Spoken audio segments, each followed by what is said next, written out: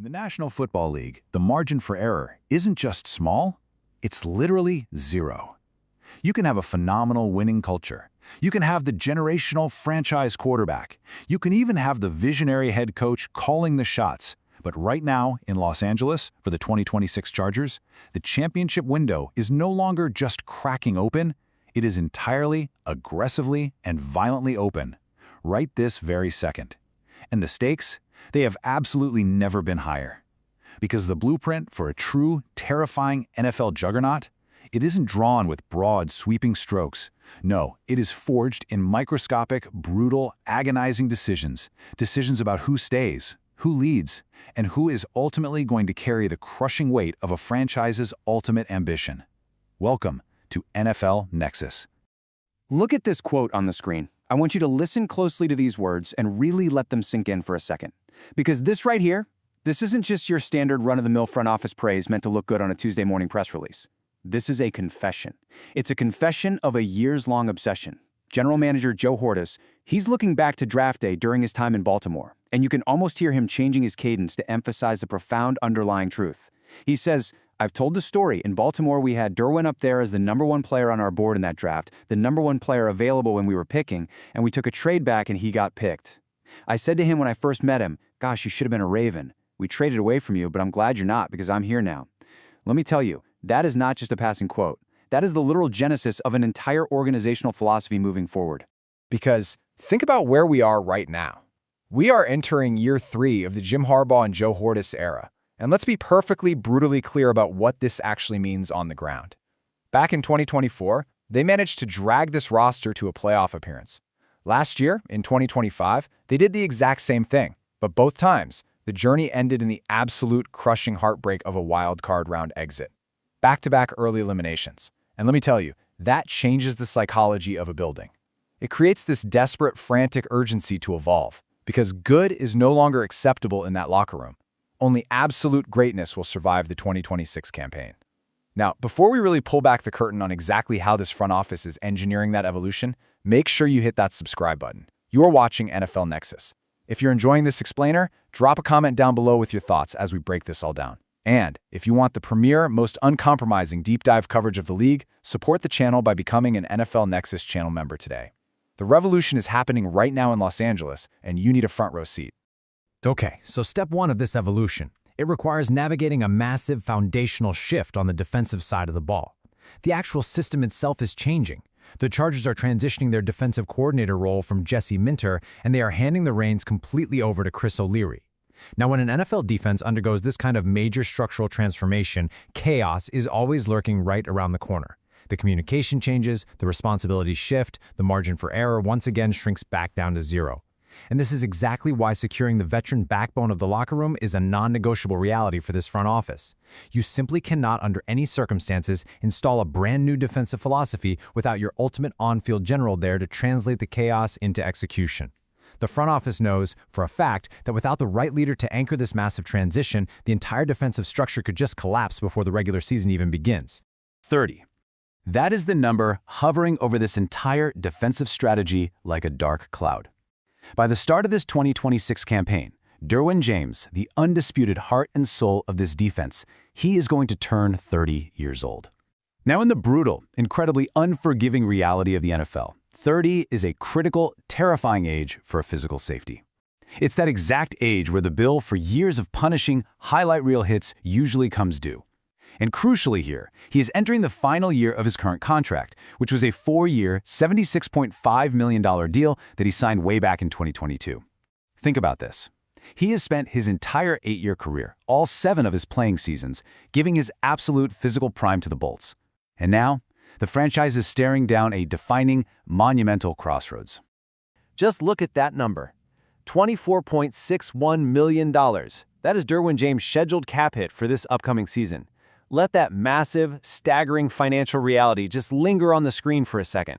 For a front office that is desperately trying to construct a championship-caliber roster, carrying a cap hit of nearly $25 million for a single safety, it forces a high-stakes chess match. Now look, the Chargers do have some available spending power. They meticulously cleared the books last offseason by parting ways with some massive aging veteran contracts, which means creating immediate financial flexibility isn't necessarily their most pressing, desperate need right this second. But a cap charge of that magnitude, it still completely restricts the board. It demands a resolution, because every single dollar counts when you were trying to finally break through a wildcard ceiling and capture a Super Bowl. So, what changes now? In the brutal, cold calculus of NFL roster construction, this is the exact moment where most front offices typically blink. They freeze up, they hesitate, they let the fear of age 30 dictate their decisions. They let that massive looming cap hit paralyze them into total inaction. But the Chargers, they are employing a ruthless, highly calculated strategy right now. They are completely abandoning the traditional, public leverage games you usually see. There are no vague, PR-friendly answers being fed to the media. There is no subtle hinting from the agent that Jameis might have eyes for other teams, like we've seen with so many other superstars across the league. The situation is crystal clear, and the approach is totally unwavering. The front office is moving aggressively to lock down their most important asset before the immense pressure of the regular season takes hold. Well, let's actually break down the microscopic financial details of this high-stakes chess match, because it is fascinating. Under his current pact, James averages $19 million per year. For this upcoming 2026 season specifically, he is owed $17.5 million in real, actual money. But the landscape has shifted, right? The market for elite safeties hasn't just stood still. The new ceiling at the position now sits at an astounding $25.1 million per year. So an extension for Derwin James wouldn't just be about keeping him happy, it could literally push him right up to that new record-setting ceiling, providing him with a brand new round of guaranteed money that permanently secures his legacy in Los Angeles. But what about from the team's perspective? Well, a third contract for their 5-time Pro Bowler would instantly magically lower his immediate cap charge. It's a masterful dual-purpose maneuver. You reward the absolute icon of your franchise, and at the exact same time, you instantly forge even more financial flexibility to deploy elsewhere on the roster. And make absolutely no mistake about it, this isn't just about the money. Joe Hortz made that abundantly crystal clear. Just listen to how he describes his safety. He's such a special leader in person. Like Justin Herbert, the talent is real and it's there. But the leader and motivator and energy he gives to everybody within the organization throughout the entire building, it's so unique. One of the best I've ever been around in terms of leadership, talent, and character. This right here proves that locking down Derwin James is really about securing the foundational rock of the Jim Harbaugh era vibes. He is the undeniable heartbeat of that building. The front office isn't playing public leverage games for one simple reason. They know that you simply cannot put a price tag on the absolute epicenter of your locker room's culture. But listen, Derwin James isn't the only piece of this highly complex defensive puzzle. His extension is just the vital first domino. And once it falls, it sets the exact financial blueprint for the rest of the defense. Enter edge rusher Tuli Tuipulotu. He is entering the final year of his rookie contract in 2026. This is another massive, incredibly important and pending negotiation. General Manager Joe Hortz has explicitly mentioned Tuipulotu as a looming candidate for an extension once those contract talks ramp up in the post-draft period. The strategy here is so deliberate and clinical. By resolving the James contract first, the Chargers establish their long-term cap stability. They map out the exact financial terrain they have to work with, and by the time training camp kicks off, both Tuli Tuipulotu and James could very well be attached to lucrative new deals, entirely securing the core of this defense for the foreseeable future. But while the defense is being fortified and secured with millions of dollars and multi-year commitments, you really need to brace yourself for what I'm about to tell you. Because on the other side of the ball, the narrative takes a dark, intense, and frankly terrifying turn. The defense is finding stability, yes, but the offense is undergoing a fundamental transformation, the exact kind of transformation that keeps rival defensive coordinators awake at 3 in the morning in a cold, nervous sweat. What is happening in Los Angeles right now isn't just a simple playbook tweak. It is a full-scale, ground-up revolution. Welcome to the McDaniel effect. The Los Angeles Chargers have brought in Mike McDaniel as their new offensive coordinator. And let me tell you, his system is going to violently disrupt the status quo of the AFC West. We are talking about a highly complex, totally trend-setting scheme. It is a quick-hitting, meticulously well-spaced offensive system. Its primary goals? To drastically reduce the number of hits the quarterback takes, to completely eliminate the need for desperate fourth-quarter hero ball plays, and to mercilessly maximize situational mismatches all across the field. Now, the obvious headline-grabbing narrative here is that generational quarterback Justin Herbert is going to be the biggest winner, that he will finally reach a ceiling higher than ever before with his strong cast of weapons. But I need you to look closer, Because beneath the surface of Herbert's undeniable arm talent, a hidden storm is brewing in a completely different area of this roster. To understand the sheer magnitude of this hidden storm, you have to look back at the absolute wreckage of the past. Last year, in 2025, the Chargers' rushing attack was a massive liability. It was a bad, predictable system that ultimately led to fired coaches. The numbers are frankly grim. The running backs ranked an abysmal 23rd in the entire league in yards per carry. To really put that into perspective for you, Kamani Vidal ranked 22nd out of 33 eligible running backs in expected points added per rush. The production was middling at absolute best, and it was dragging the entire offense down into the mud. Now, contrast that broken reality with the terrifying potential of the 2026 McDaniels system. This new scheme is spaced perfectly. It is lethal. It is blindingly fast. It is designed to exploit the very weaknesses that the 2025 system completely, totally ignored. But look, a scheme is really only as good as the giant men tasked with executing it in the trenches. And the Chargers front office has meticulously forged a brand new, impenetrable wall of an offensive line to act as the massive engine of McDaniels' system. Let's microanalyze this rebuild unit, because it's unbelievable. First, you have Rashawn Slater and Joe Alt, two absolutely dominant tackles returning from injury, immediately transforming the edges of the line. Then, you look at the interior. Tyler Biadasz was secured as an elite free agent signing, providing a massive, immovable upgrade at the center position. But they didn't stop there. Cole Strange steps in as a clear, immediate upgrade at one guard spot, while rookie Jake Slaughter is poised to be a powerful, youthful upgrade at the other. Every single individual piece of this line has been upgraded, they are healthy, and they are perfectly positioned. Now, even in last year's deeply flawed system, this offensive line would have provided a significant bump. But in McDaniels' trend-setting, quick-hitting offense, this perfectly constructed trench sets up the biggest beneficiaries on the entire roster. So I gotta ask you, when you combine this elite, fully healthy, completely rebuilt offensive line with a visionary scheme designed entirely around spacing and blinding speed, who truly breaks the league under this system? Think about it. Who stands to gain the absolute most from this terrifying combination of talent and tactics? We all know Justin Herbert is going to shine. That's a given. But the deepest, most lethal secret of this 2026 Chargers roster, it isn't the man throwing the ball. It is the backfield. That is where the explosion is going to happen.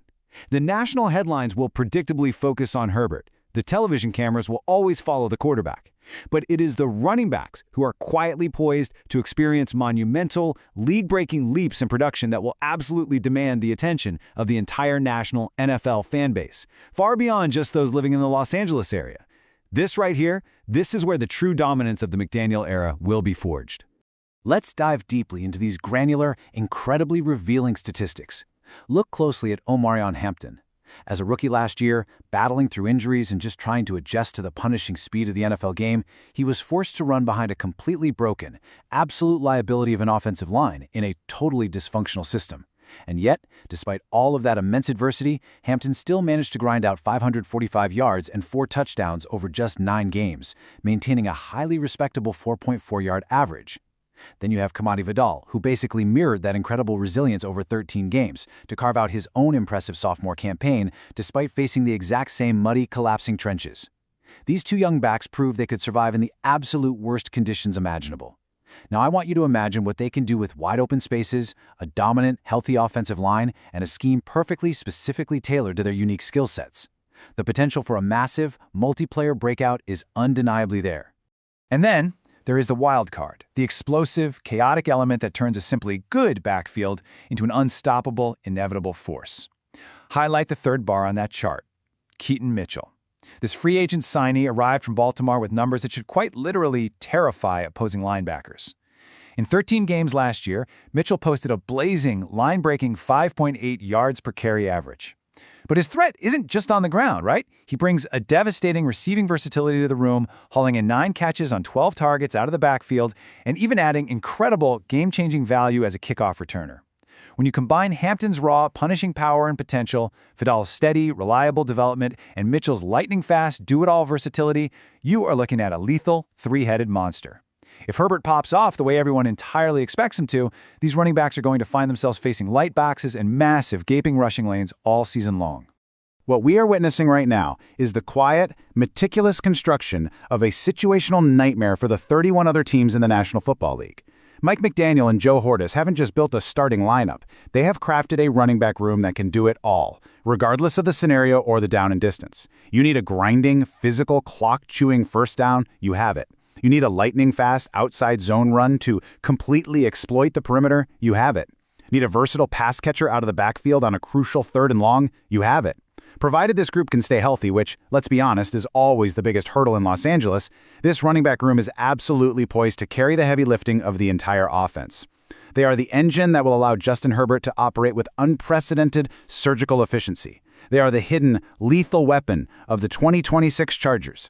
A storm is brewing in Los Angeles.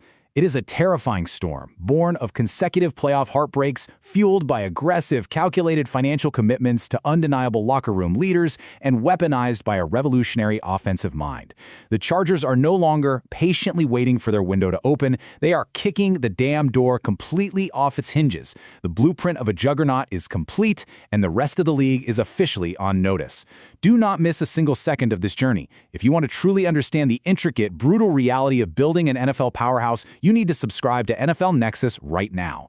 Like this explainer, drop a comment below with your predictions for the Chargers' backfield this season, and please support the premier deep dive coverage on the platform by becoming an NFL Nexus channel member today. The 2026 season is upon us. We will see you next time.